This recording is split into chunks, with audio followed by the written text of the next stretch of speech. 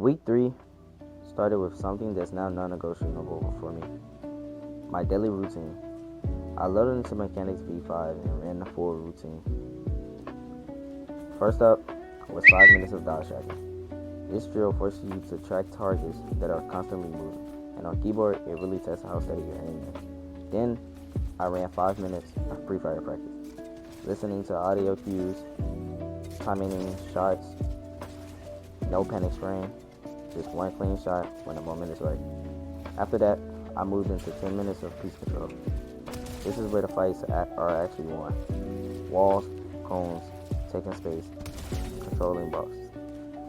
Slow at first, but every rep had intent. Then, I ran 5 minutes of peak training. Right hand peaks only. If I exposed my body too much, I reset. Then came free building. First, I played 80% speed for 5 minutes. Smooth, controlled binds, focusing on clean edits, and consistent crosshair placement.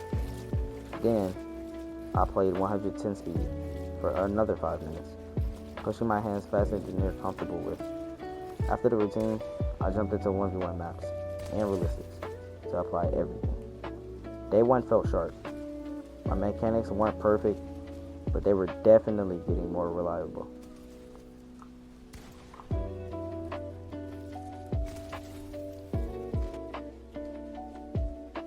Day 2 was all about reps. I started with the same Mechanics V5 routine to get warmed up. Once my hands felt ready, I jumped straight into 1v1 boss fights and realistics. These fights forced quick questions. Should I edit? Should I hold the wall? Or should I reset? The more fights I played, the more automatic those decisions became. After that, I loaded into endless zone wars and boss fights. This is where the chaos started. Multiple players, constant pressure, and no time to think. But this is exactly what I want. Pressure that forces reaction instead of hesitation.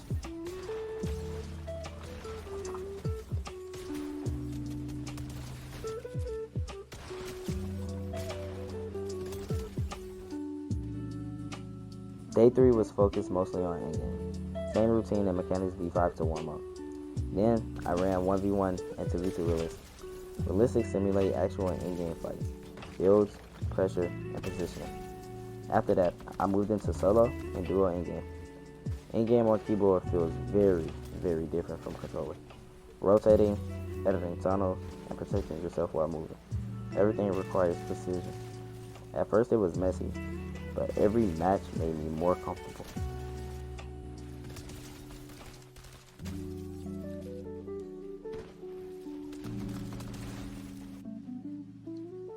Day 4 was all about speed.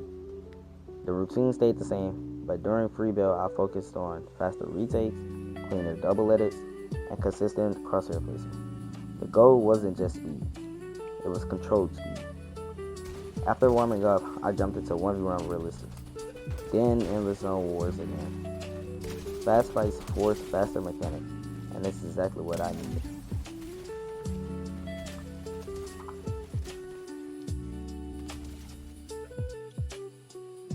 Day 5 felt very different. Mechanics were improving, but something else needed work. My decision making. So, during 1v1 boss fights, I focused on patience. Instead of editing, I waited. Instead of wide swinging, I played angles. This slowed down my fights, but in a good way. Sometimes, the smartest play is the one you don't rush. Day 6 was team focus. After the routine, I ran 2v2 realistics and box fights. Team requires coordination. Who will take the wall, who pressures, and most importantly, who covers. Then, I jumped into duo endgame. Rotating with a different teammate is completely different from solos. Communication matters just as much as mechanics.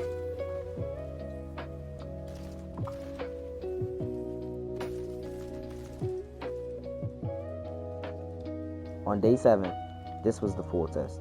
Routine first, I'm talking dodge tracking, pre-fires, piece control, peaks, and my normal free build. Then 1v1 fights, zone wars, end games, and finally, reload. This day was not about practice. It was about performing.